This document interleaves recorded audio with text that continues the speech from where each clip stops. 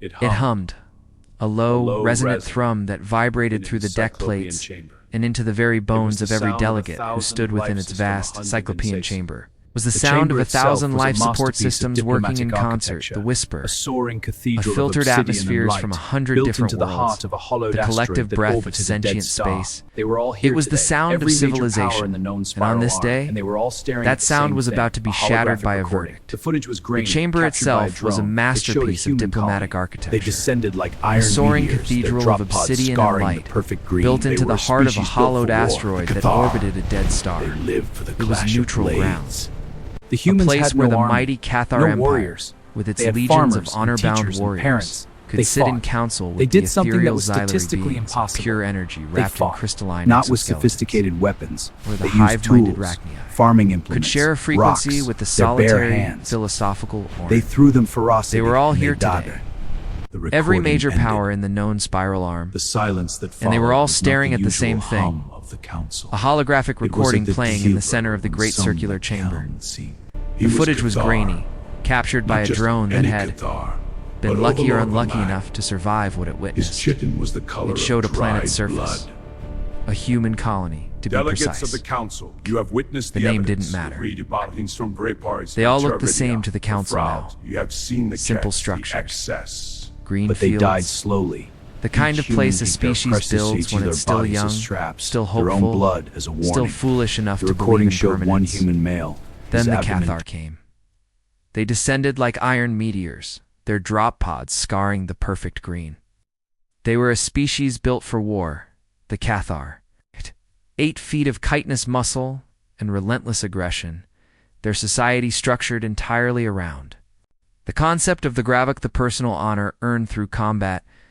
To a Cathar, a peaceful death was a wasted death. They lived for the clash of blades, the scream of the vanquished, the hot blood on their claws. The recording showed them advancing on the human settlement. The humans had no army, no warriors. They had farmers and teachers and parents. What happened next was why the council was in session. The humans did not run. They did not surrender. They did not beg. They did something that, according to every tactical simulation the council had ever run, was statistically impossible. They fought not with sophisticated weapons. They used tools, farming implements, rocks, their bare hands. They fought with a ferocity that bordered on madness, a complete disregard for their own biological imperative to survive. They threw themselves at the Cathar war machine, and they died. One after another after another. But they died slowly. Each human death cost the Cathar precious seconds, precious warriors. The humans used their bodies as shields, their homes as traps, their own blood as a warning. The recording showed one human male, his abdomen torn open, crawling toward a Cathar warrior and wrapping his arms around the creature's leg. Buying 2 more seconds for a child to escape into the forest behind him. 2 seconds. That was all. But to the child, it was eternity. The recording ended. Oh. The silence that followed was not the usual hum of the council. It was a deep, profound stillness. The kind that settles over a room when something has been seen that cannot be unseen. In the center of the chamber, upon a raised dais that pulsed with a soft crimson light, stood the being who had called this session to order. He was Cathar. Not just any Cathar, but Overlord Varnock, warlord of the 7th Expansion Fleet, scourge of the Viridian Nebula. His kitten was the color of dried blood, scored with the ritual scars of 100 campaigns. His eyes, multifaceted and black as space itself, swept across the assembled delegates with the cold assessment of a predator counting prey. He raised a single clawed hand, and the silence deepened. Delegates of the council, Varnock began, his voice a low rumble that seemed to vibrate up through the floor. You have witnessed the evidence. You've seen the recordings from Viridia, from Terra Nova, from Outpost Epsilon. You've seen the chaos, the savagery, the excess. He paused, letting the images burn in their minds. For cycles, we have tolerated the presence of this species within our sphere of influence. We have extended to them the hand of civilized cooperation. We have offered them trade, knowledge, a place among the stars. And how do they repay us? By bringing their wars. A murmur rippled through the chamber. The Rachnia delegates, their insectoid forms clicking in agitated harmony, transmitted a wave of affirmation. The Orin, ancient turtles with eyes like pools of stagnant water, merely watched, their expressions unreadable. The conflict on Viridia Varna continued, was a border skirmish. A minor territorial dispute between a human colony and a Rachni harvesting operation. By all rights, it should have been resolved with a tribute payment, a withdrawal, a simple acknowledgement of dominance. But the humans do not understand dominance. He gestured, and a new image appeared. Not a battle this time, but a graph. A tactical flowchart. Observe. When challenged, a civilized species responds with predictable patterns. The Cathar respond with a challenge of our own. The Rachnia respond with overwhelming swarm tactics. Xylari withdraw into their energy states and negotiate. At the humans, they defy categorization. The flowchart flickered, showing a dozen different scenarios. Each time, the human response was marked with a chaotic, branching explosion of red. One human will fight to the death for no tactical reason. Another will surrender, only to attack when the victor's back is turned.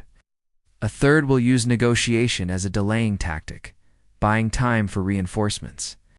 A fourth will sacrifice themselves. To destroy infrastructure that could have been used by the victor, they are unpredictable, they are inefficient, they are dangerous. Varnik's claws clenched.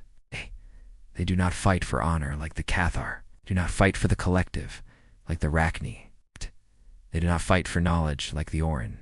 They fight for reasons, emotional, chaotic, illogical reasons that cannot be codified, cannot be predicted, and cannot be defended against. He spread his arms, addressing the entire chamber. It is the opinion of the Cathar Empire that this form of warfare is not merely barbaric. It is a galactic anathema. It undermines the very foundations of civilized conflict, threatens the stability of every border, every trade route, every diplomatic accord we have ever forged. Therefore, I propose the following resolution. A document materialized in the air before each delegate, written in their native language, glowing with the official seal of the Council. Let it be decreed, the form of warfare practiced by the species Homo sapiens, hereafter referred to as human-style conflict, is hereby recognized as a violation of galactic ethical codes. It is characterized by excessive brutality, unpredictable escalation, and a fundamental disregard for the established conventions of honorable combat, effective immediately. All member species of the Galactic Council are forbidden from engaging in, provoking, or responding to human-style conflict. Any such conflict shall be met with immediate and total economic and military sanctions against all parties involved. The humans are to be contained. The chamber erupted, not in chaos, but in a wave of relieved agreement. The Rachni chittered their approval.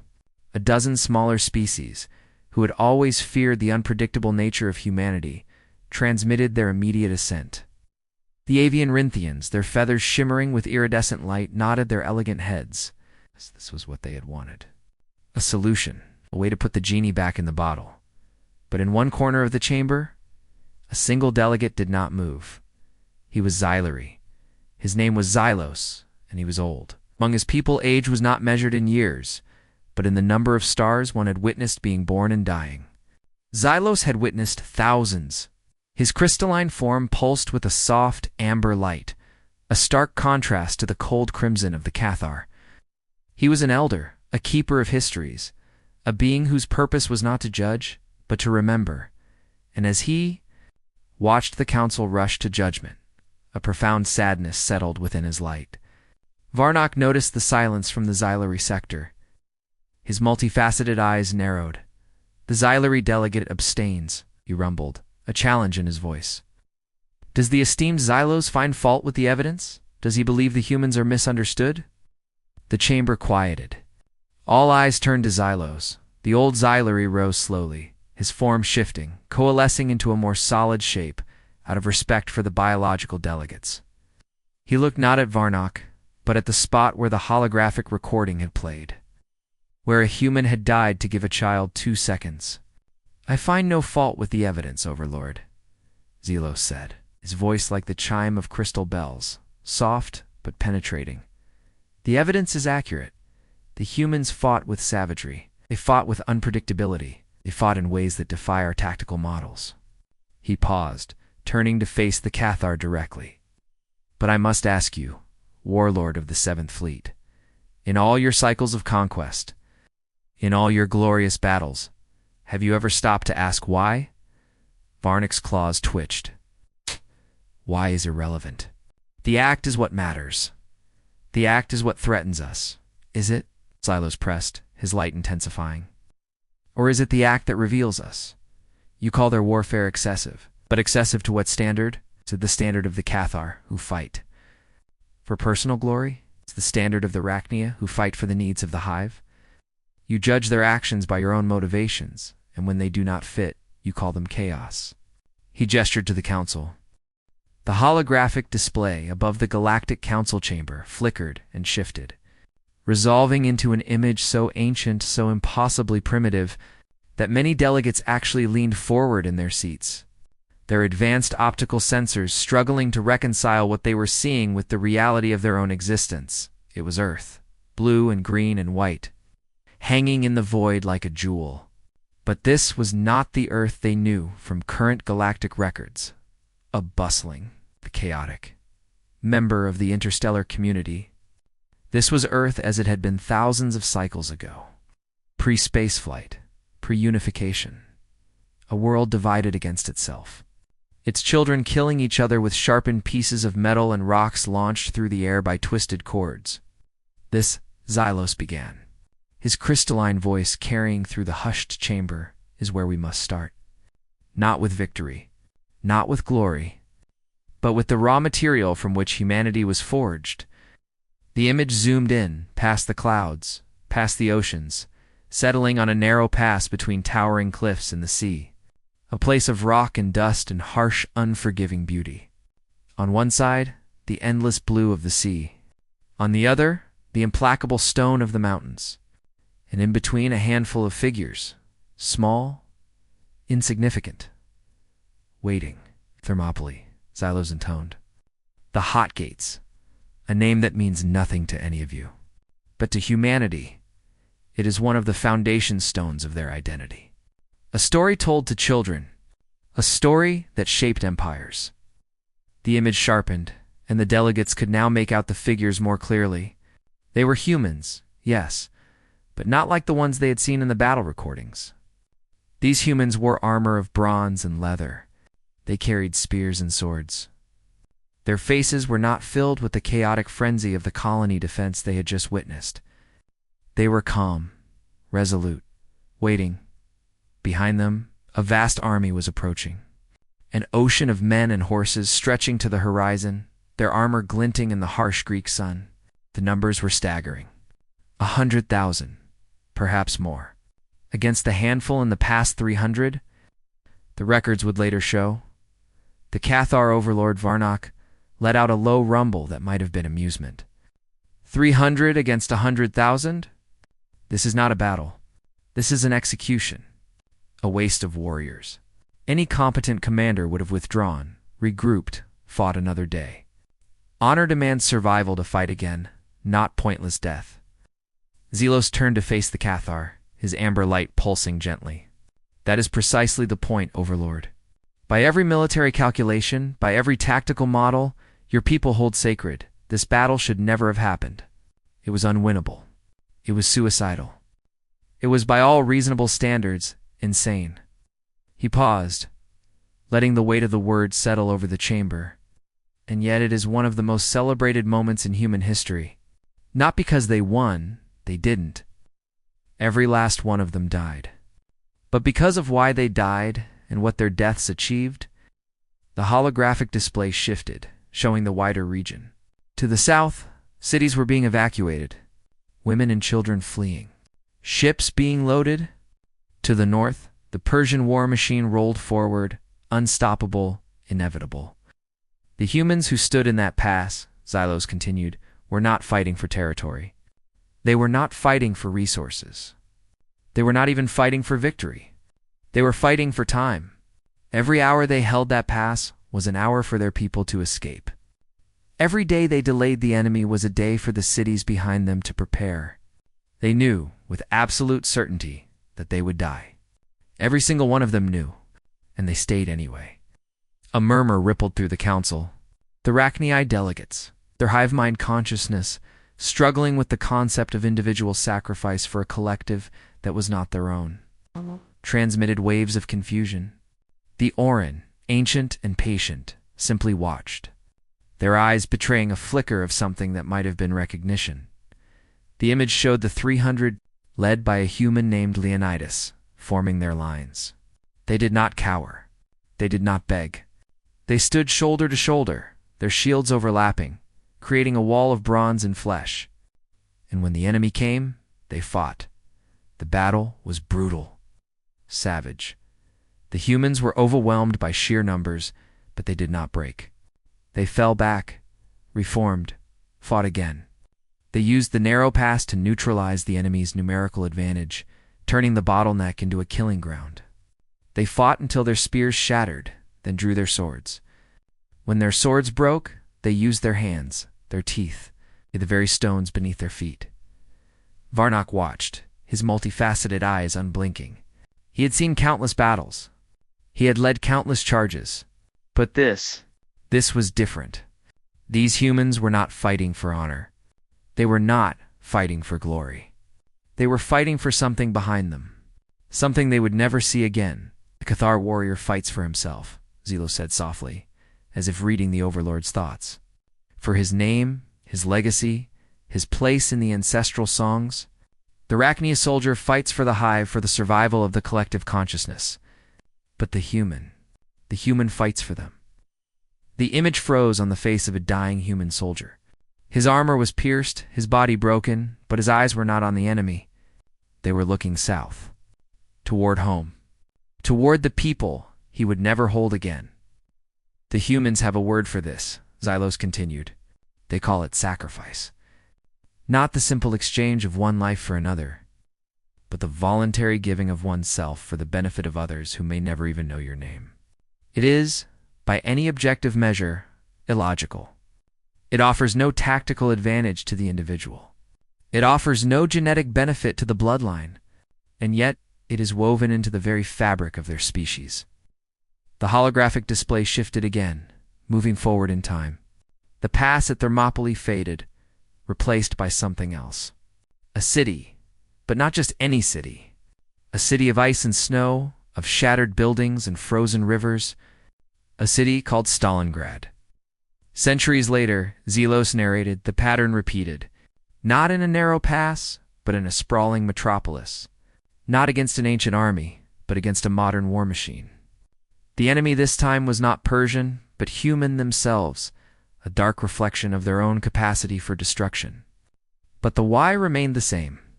The images that followed were haunting. A city under siege. Winter, the coldest in decades, turning the Volga River to ice. Soldiers and civilians alike, starving, freezing, but refusing to surrender. They fought for every building, every floor, every room. They turned apartment blocks into fortresses, factories into killing fields. They held on, day after day, month after month, while the world watched and wondered how they could possibly endure. The enemy commander, Zelos said, was a human named Friedrich Paulus. He was, by all accounts, a brilliant military strategist. He had never lost a battle.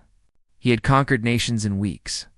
He looked at Stalingrad and saw a city, an objective, a strategic goal to be captured and held. The image showed Paulus, a tall, gaunt human in a gray uniform, studying maps in a heated bunker while his soldiers froze in the ruins outside. But the humans in Stalingrad were not defending a city. They were defending home. For the soldiers fighting in the rubble, home was the factory where they had worked. For the snipers hiding in the ruins, home was the apartment building where their children had been born. For the civilians huddled in cellars, home was the only thing they had left, and they would not give it up. Not for any commander, not for any army, not for any empire. The hologram showed a young human woman, a sniper named Tanya, lying motionless in the snow for 18 hours, waiting for the perfect shot. It showed factory workers having just finished their shifts, picking up rifles and marching into battle. It showed mothers carrying ammunition through shell fire to their sons on the front lines. The enemy threw everything they had at Stalingrad, Zelos continued. 1 million soldiers, thousands of tanks, endless waves of aircraft. They reduced the city to rubble. They killed hundreds of thousands. And still, the humans would not break. They could not break. Because breaking meant surrendering not just a city, but an idea. The idea that some things are worth dying for? The image shifted again, showing the aftermath. The frozen bodies, the shattered buildings, and then the human survivors emerging from the ruins, their faces gaunt, but their eyes alive with something that looked almost like triumph. The chamber was silent. Even Varnak, the mighty Cathar warlord, had stopped his restless movements. He was watching, truly watching, for the first time. Zelos turned to address the council directly, his crystalline form pulsing with a gentle, amber light. You see, delegates, the Cathar, are warriors. You understand combat. You understand honor. You understand the glory of victory and the shame of defeat. But what you are seeing here is something else entirely. It is not warfare as you know it. It is something far more dangerous. He gestured to the frozen image of Stalingrad. The humans call this will. Not the will to dominate, like the Cathar. Not the will to survive, like the Rachni, but the will to endure.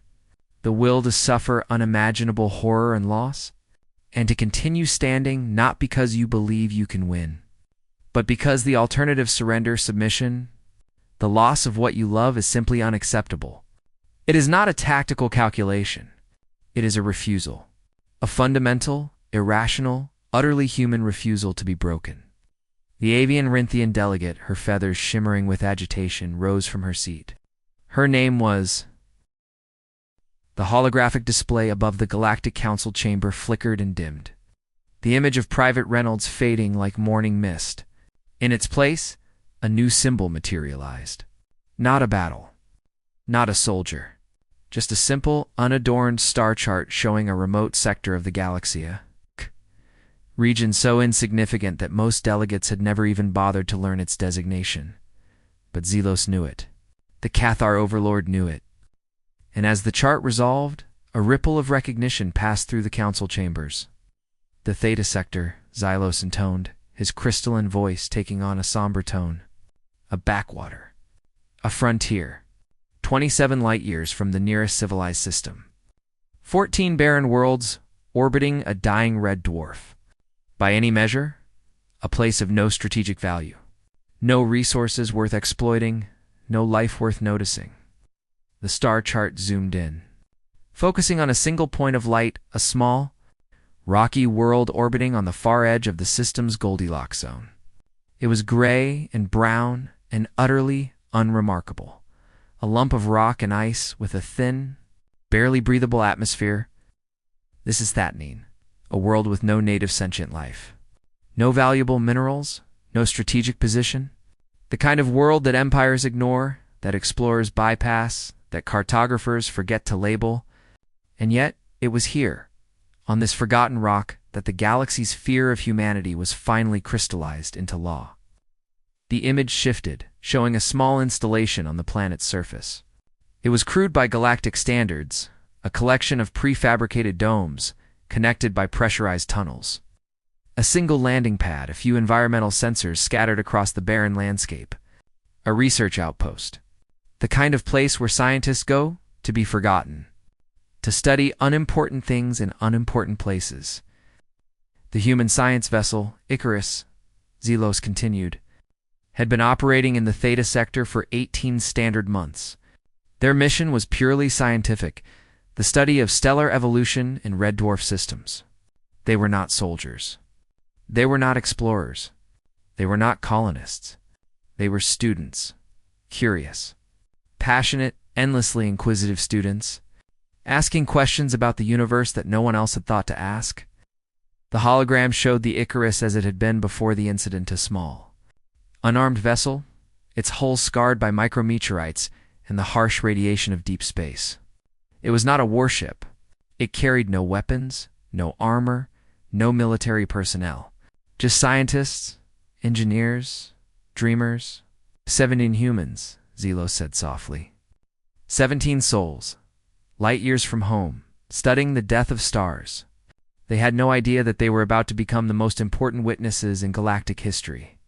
The image shifted again, pulling back to show the wider system. And there, emerging from the darkness beyond the red dwarf's gravitational influence, was another vessel.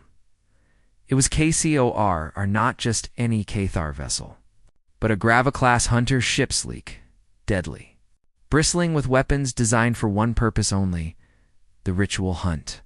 Its hull was the color of dried blood, its edges sharp as a blade's edge, its engines burning with the cold fire of fusion, drives pushed to their limits. On the bridge of that ship stood a young Cathar warrior.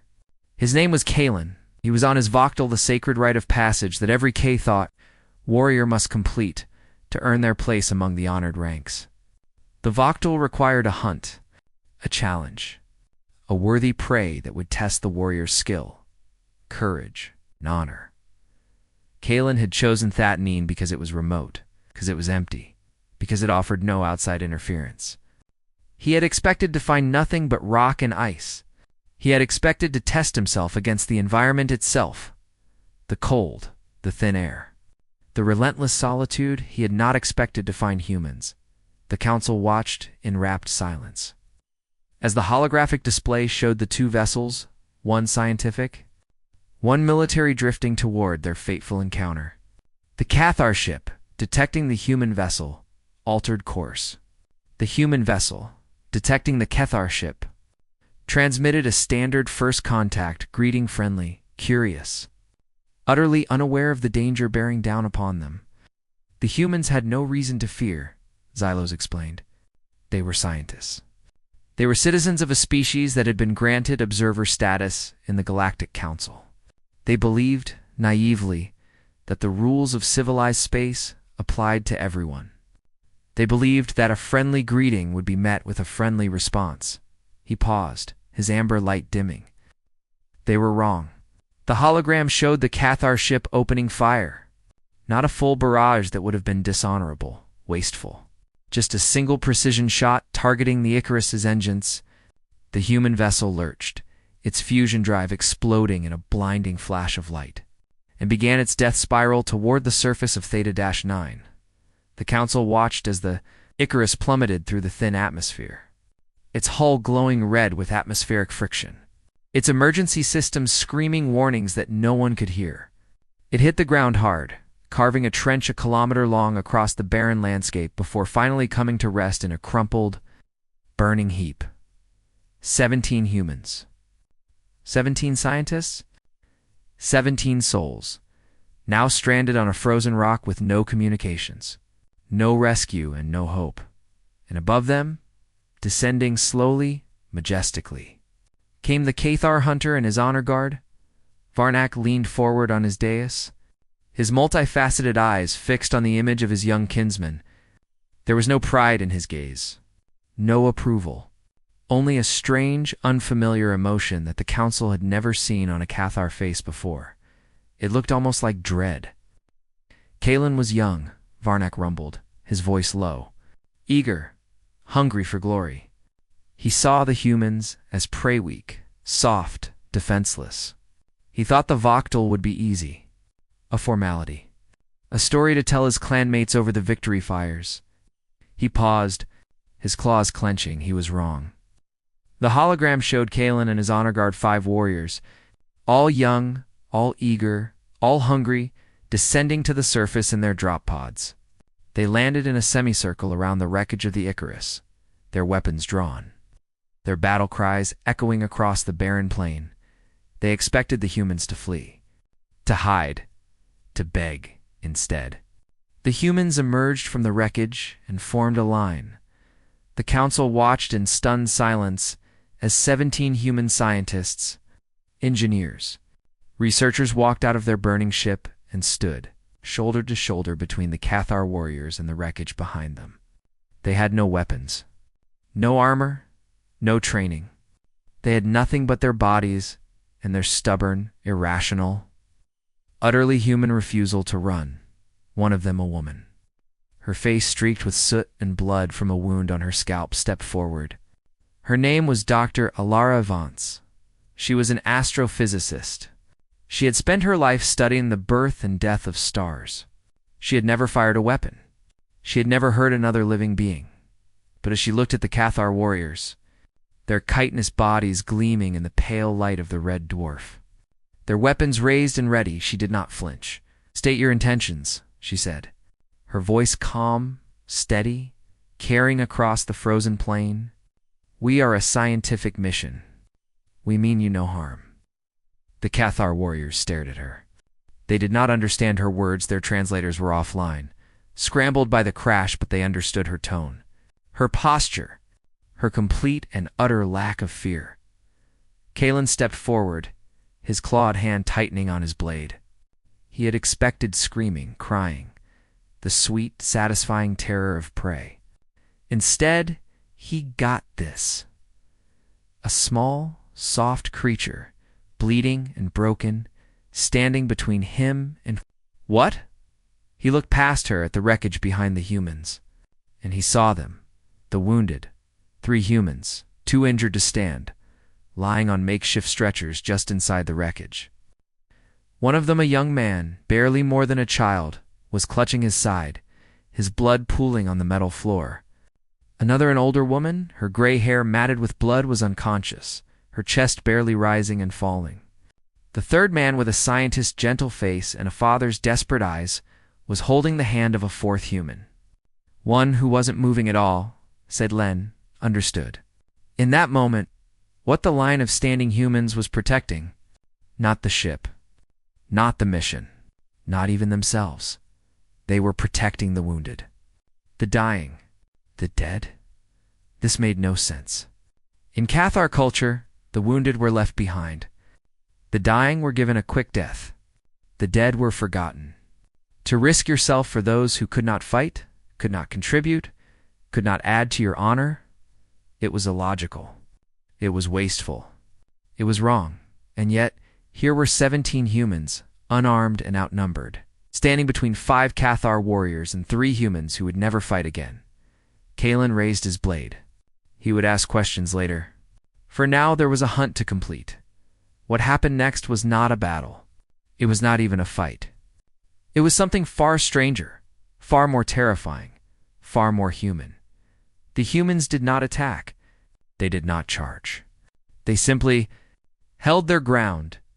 When the Cathar advanced, they pressed closer together, their shoulders touching, their hands reaching behind them to grip the hands of the person next to them. They formed a wall. A living, breathing, possibly fragile wall of flesh and bone, and they sang. The council leaned forward as one, their advanced sensors struggling to process what they were hearing. It was not a battle cry. It was not a chant of defiance. It was a song, a simple, haunting melody passed down through generations of humans, sung by mothers to children, by lovers to lovers, by the dying to the living. Amazing grace. How sweet the sound that saved a wretch like me. I once was lost, but now I'm found. Was blind, but now I see. The Cathar hesitated.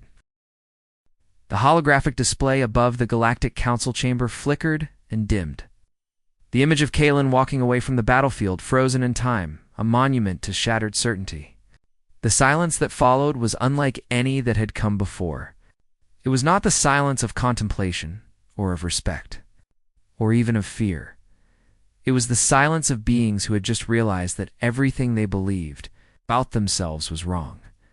Xylos let the silence stretch. Let it breathe. Let it settle into the bones of every delegate in that vast chamber. He had been a keeper of histories for longer than most of these species had possessed written language. He knew the power of a well-timed pause. He knew that the mind, when given empty space, would fill it with questions, and questions, once asked, could never be unasked. Finally, when the tension had become almost unbearable, he spoke. "That was not the end of the story," he said softly. "That was only the beginning." Because Kalen, broken and changed, did not keep his experience to himself. He could not. The weight of what he had witnessed was too great for one being to carry. And so, against every tradition of his people, against every law of his culture, against the very core of what it meant to be Cathar, he spoke.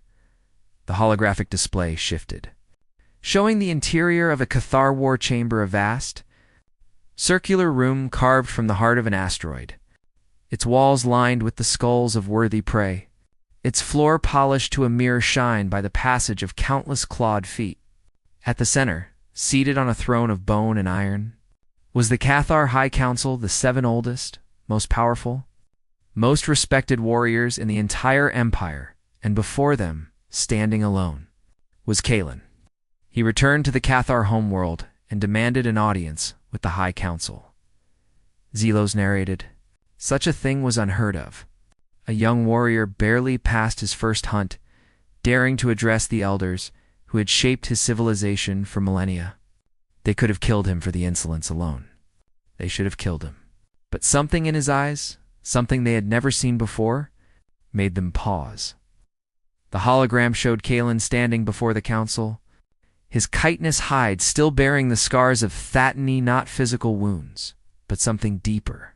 His multifaceted eyes, once bright with the fire of youth and ambition, were now dim, haunted, filled with shadows that had no name in the Cathar language. I come before you, Kalen began, his voice hoarse, to speak of the hunt. Of my Voctal, of what I found on Thatany, the eldest of the counselor, ancient warrior named Vorath. His chitin gray with age, his scars so numerous they formed a kind of armor leaned forward on his throne. Speak, young one. Tell us of your glory. Tell us of the worthy prey you conquered. Kalen shook his head slowly. There was no glory, elder. There was no worthy prey. There was only something I do not have words for, something our language cannot capture. A murmur rippled through the council chamber. Warriors did not speak of things their language could not capture. Warriors spoke of blood and steel, of victory and defeat, of honor and shame. Everything else was irrelevant. Then find words, Vorath commanded, his voice like grinding stone. You stand before the High Council. You will speak and we will judge. Kalen took a breath, a human gesture. He had unconsciously adopted during his time among the bodies of the fallen, and began. He told them everything.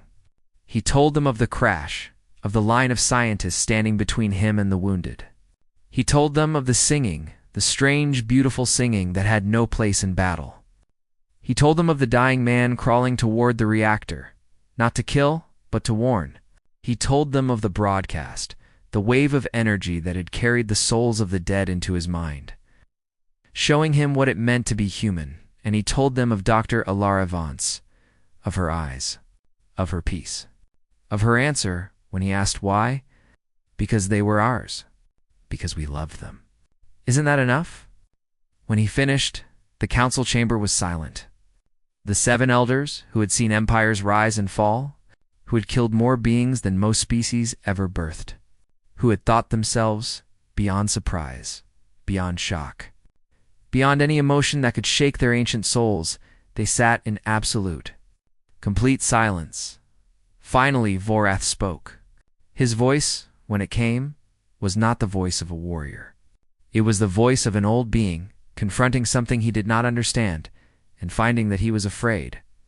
You are telling us, he said slowly, that these humans, these soft, fragile, defenseless creatures, fought you not for survival, not for honor, not for victory, but for love?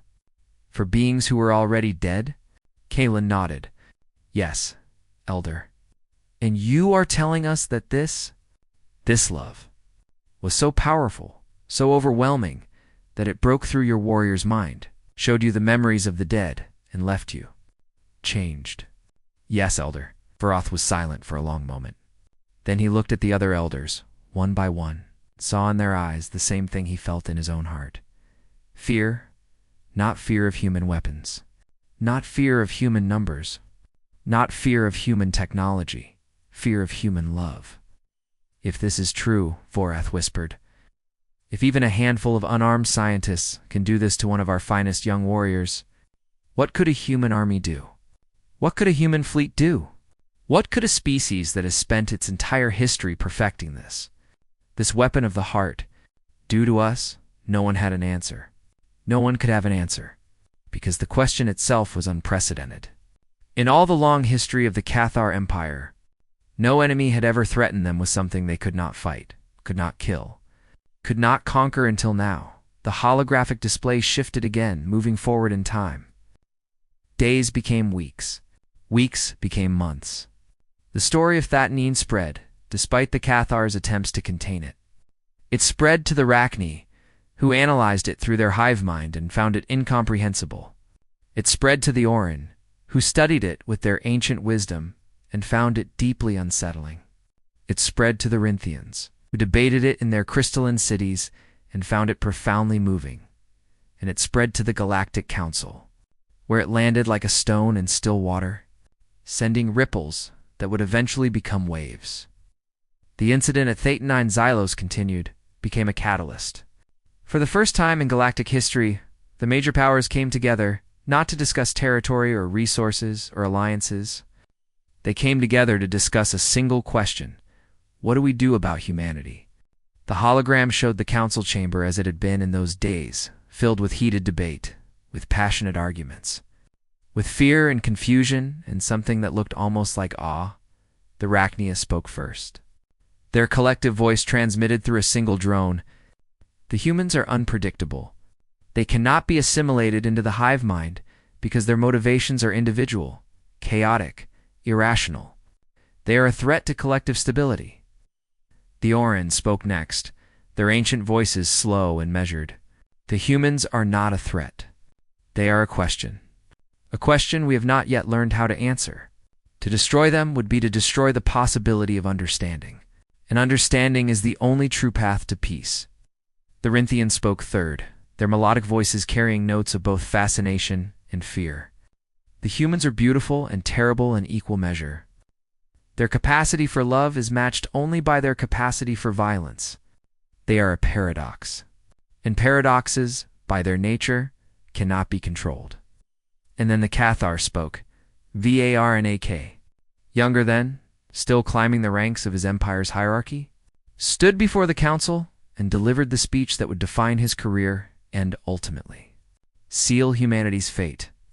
We have analyzed the Thatanine incident from every angle, he declared, his voice carrying the weight of his empire's military might. We have studied the humans who fought, the humans who died, the humans who survived. We have replayed the broadcast 1,000 times, searching for weakness, for flaw, for any crack in their armor of love. He paused, his multifaceted eyes sweeping across the chamber. There is no crack. There is no weakness. Their armor is not made of metal or energy or any physical substance. It is made of connection.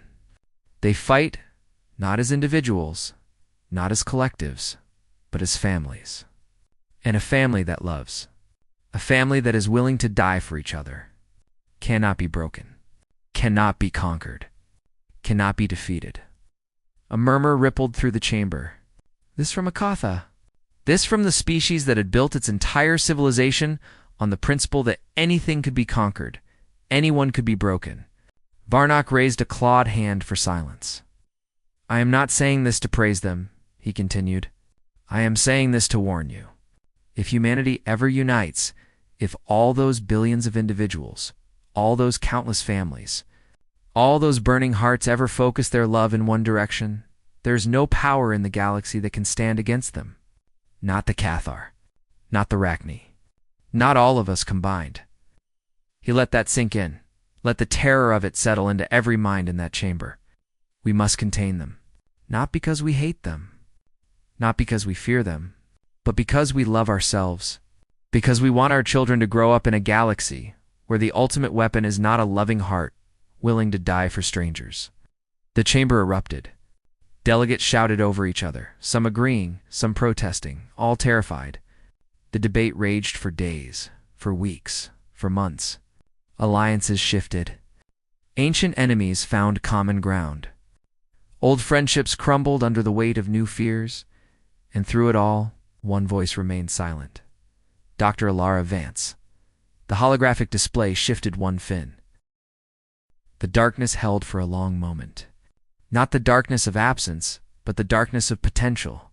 The void before creation. The silence before the first word. The stillness before the heart begins to beat. In that darkness, the Galactic Council waited. The great and powerful of 1,000 worlds, the masters of space and time, the beings who had shaped the destiny of the spiral arm for millennia, they sat in absolute silence. Confronted with something they had never expected to feel, humility, XY loss, let them sit in it. Let them marinate in it. Let them feel the full weight of everything they had just witnessed, everything they had just learned, everything they had just lost. And then slowly, gently, he brought the light back. Not the harsh light of holographic displays. Not the cold light of data and documentation. A soft light. A warm light. The light of a sun rising over a green world, filtered through atmosphere and cloud in the gentle curve of a living. Horizon.Earth, the image that materialized above the council chamber, was not a battle recording. It was not a historical document. It was simply Earth, as it existed in that very moment, blue and green and white, spinning slowly through the void, unaware that the eyes of the galaxy were upon it. This, Xylos said softly, is what we have been afraid of. Not a weapon. Not an army. Not an empire. Just a world. A world of 7 billion souls, each one capable of the love you have just witnessed. Each one carrying within them the same fire that burned at Thermopylae, the same will that endured at Stalingrad, the same sacrifice that shone at That 9. The image zoomed in, past the clouds, past the oceans, past the cities and farms and forests. It showed a child laughing in a field.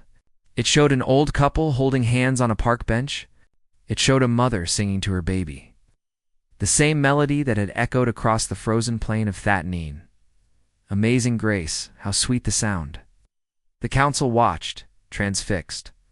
This was not the humanity they had feared. This was not the savage species they had outlawed. This was something else entirely. Something beautiful. Something precious. Something that made the heart ache with a longing they had forgotten they possessed. Varnock rose from his throne. Slowly, heavily, as if the weight of centuries had suddenly settled upon his ancient frame. He walked to the edge of the dais, his multifaceted eyes fixed on the image of Earth, and for a long moment he simply looked.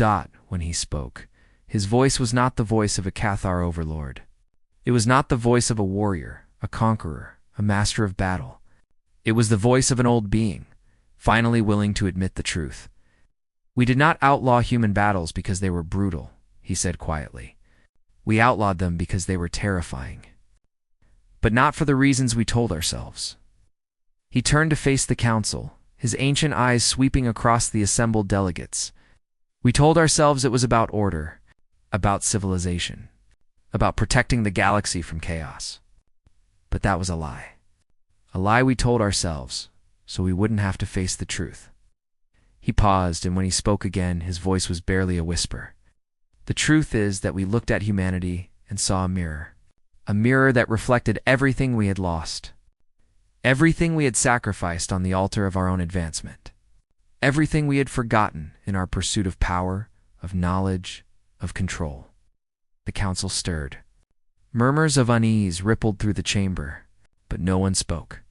No one dared. Cathar Varnak continued. Built our civilization on honor, on strength, on the glorious clash of warriors. We told ourselves that this was the highest calling, the purest expression of sentient life.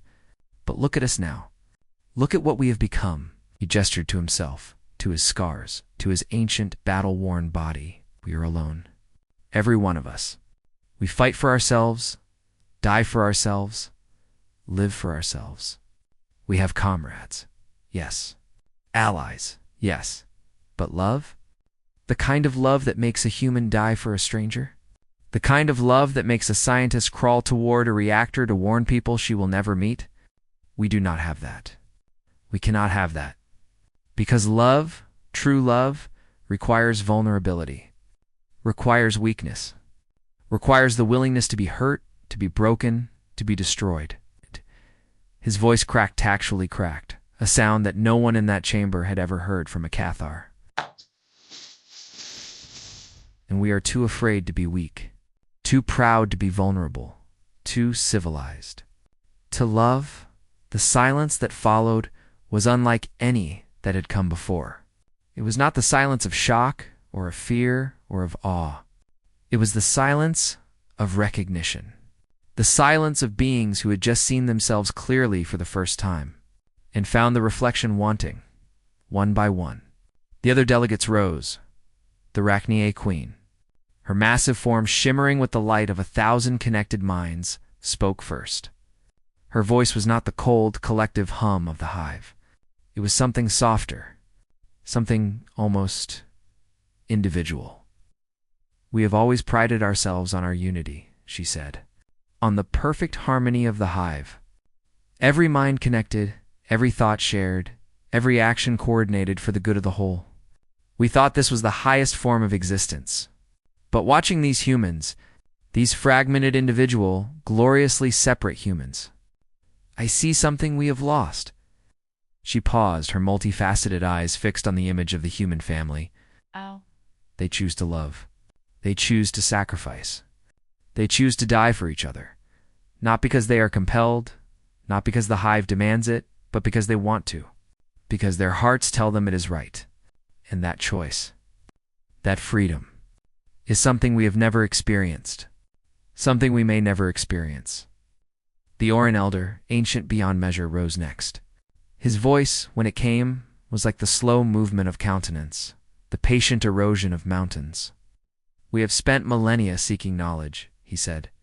"We have cataloged the stars, mapped the galaxies, deciphered the secrets of the universe. We thought understanding was the highest goal, the ultimate achievement. But these humans, they understand something we do not.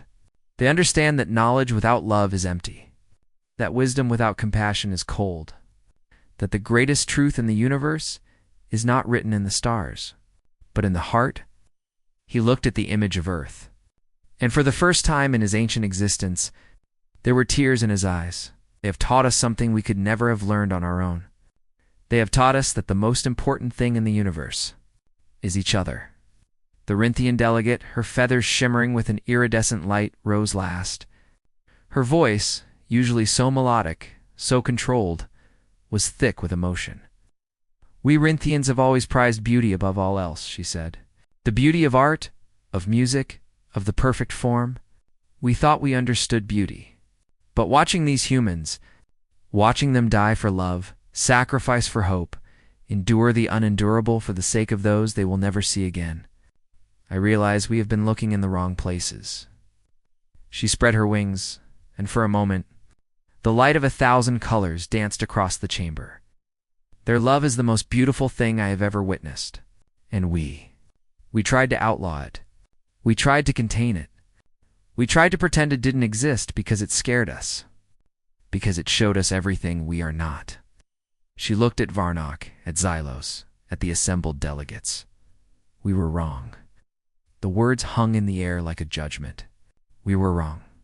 3 simple words spoken by the most powerful beings in the galaxy, admitting something that no empire, no civilization, no species had ever admitted before. They were wrong about humanity. Varnock turned to Xylos, his ancient eyes filled with something that looked almost like pleading. "Keeper of histories," he said quietly, "you have shown us the truth. You have held up the mirror and forced us to look. Now tell us, what do we do? How do we undo centuries of fear? How do we tell the humans that we were wrong? How do we look into those eyes? The eyes of Dr. Vance, the eyes of Private Reynolds, the eyes of every human who has ever died for love, and asked for forgiveness?" Xylos was silent for a long moment. His amber light pulsed softly, gently, like a heartbeat. "You do not ask for forgiveness," he said finally. "Forgiveness is not yours to ask for. It is theirs to give, and they will give it. Because that is what humans do. They forgive, they love, they hope." He gestured to the image of Earth, still spinning serenely in the void. "Do you not see? They have known about this resolution for cycles. They have known that the galaxy fears them, that the Council has outlawed their very way of being. And how have they responded? With war? With revenge? With the violence you expected? He shook his head slowly. No. They have responded by sending ships. Not warships. Not weapons. Ships filled with doctors, with teachers, with engineers. Ships filled with people who want to help, to heal, to build. They have responded by offering friendship to species that feared them, by extending compassion to empires that condemned them, by loving their enemies with a love so fierce, so absolute, so utterly human, that it breaks the heart to witness it. The holographic display shifted, showing a dozen different scenes across the galaxy. Human ships landing on Cathar worlds, not to conquer, but to trade. Human doctors treating Rachni wounded, their hands gentle, their eyes kind. Human teachers sharing knowledge with Oran scholars, their passion for learning matched only by their passion for connection.